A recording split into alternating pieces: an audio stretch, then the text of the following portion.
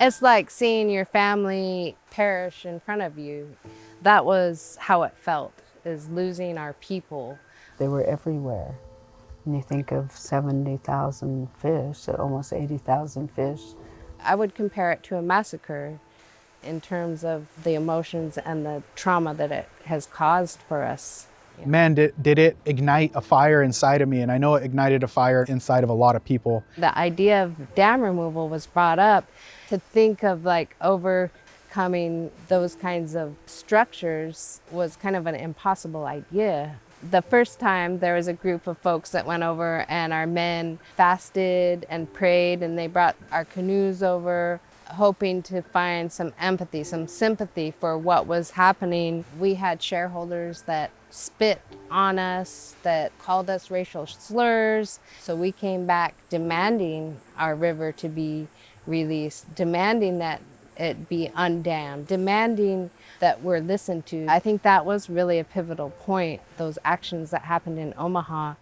The ecosystem is connected to everything that is around here, and everything depends on the river in order to be healthy, whether it's the trees, the grass, the birds, the fish, the deer, the elk. If the river isn't here, then all those things cease to exist.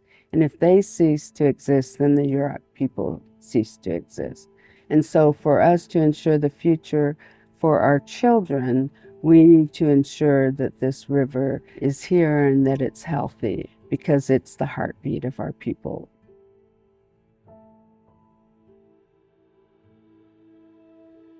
The river ecosystem is in bad shape compared to what it was historically or what it once was.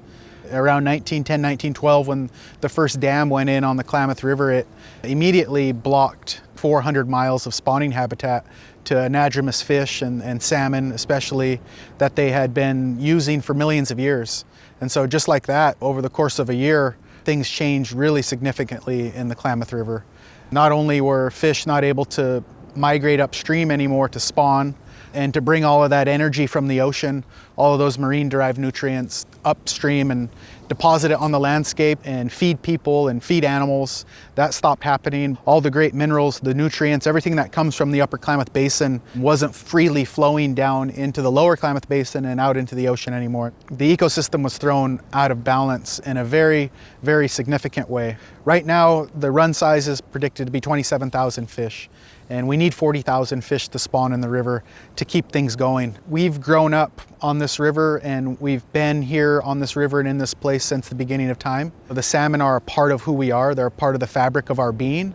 If there's no river and if there's no salmon, then there aren't Yurok people. Those two aspects of our culture and of who we are so paramount that if salmon are gone, then Yurok people are gone. If the Klamath River is in such a degraded state that it can't support runs of salmon anymore, then there's no reason for there to be Yurok people anymore, because our job is to make this place better and keep this place in balance.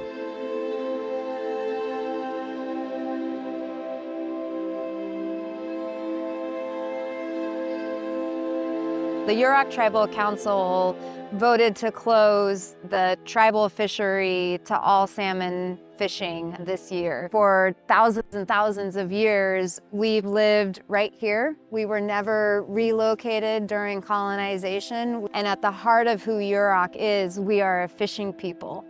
And so when you close the fishery, it means that we aren't able to perform that very fundamental reason why we were put here by the Creator. We have that great privilege of being able to fish this river, but along with that privilege comes an obligation to preserve and protect it, which is why the council voted to close it. So it's a real extreme measure, but again, we're in really dire straits. And the Yurok people, our primary role is to be the stewards of this river, to be the stewards of this land.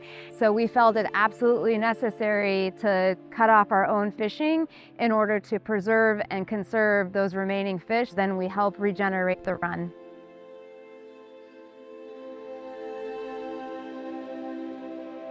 Well, it certainly is a monumental undertaking, the largest dam removal and environmental restoration project being done in the country. There really are two primary goals behind the removal of the dam and the restoration of the lands. The first goal is to restore free fish passage up and down the river through the hydroelectric reach of the Klamath River. And the second goal is to improve water quality conditions. The presence of these dams and reservoirs reduces the quality of water all the way down river to the ocean. So removal of the dams and the restoration of a free-flowing Klamath River will allow salmon and other species to move up and down the river as they did historically, and to improve water quality conditions so that the salmon can come back, breed, spawn, raise their young, return to the ocean, come back and repeat that life cycle here in a healthier river. I think that there is an increasing recognition that dams built on rivers have unintended and significant environmental consequences in most cases. These dams, when they were first built, served a very important purpose. They electrified this region for the very first time back in the early 1900s. That was important. But at the time, it was not recognized that they were going to leave a lasting legacy of not only environmental degradation, but also social and cultural impacts. And that's why removing the dams and restoring the lands is as important ecologically as it is from a social and cultural perspective.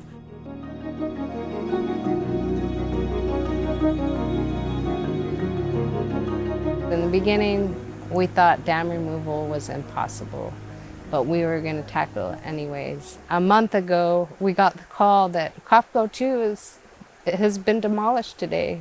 I think that was the moment. Hey, this is real. It's really happening. We did this. We did this. The people. I think it's really empowering for our people to have experienced this process and to know that we can still protect and defend our land and our culture and our people. It's really important that we are able to pull off these type of large-scale projects in the climate that we live in today. If you want to do something large-scale that people say is impossible, they said the same thing about the Klamath and about dam removal on the Klamath, and yet here we are, the dams are being removed. So I think it's really important, and it's an important project for people to take note of. This year, we're celebrating the undamming of the Klamath River. The dams have been on the river for over 100 years now and have caused a great disarray in the river's ecology and the population of the salmon. The undamming represents like a major step in environmental law and policy. It represents a major step for the rights of environment and indigenous people worldwide. It also represents multiple generations of work that have been done to form the tribe, form environmental organizations, forming relationships with governments, with private entities. It's a manifestation of a long-term collaborative project involving so many different people from so many different backgrounds in order to accomplish something for the benefit of our earth. This has a major impact on us as Yurok people because it's the river that defines us, but in reality, it also has a major impact on everyone else as well because we all depend on the environment. So when we see this major change happening, it gives people hope and it gives people an example, a precedent, something to go off of, maybe to make that change in their community where it's needed.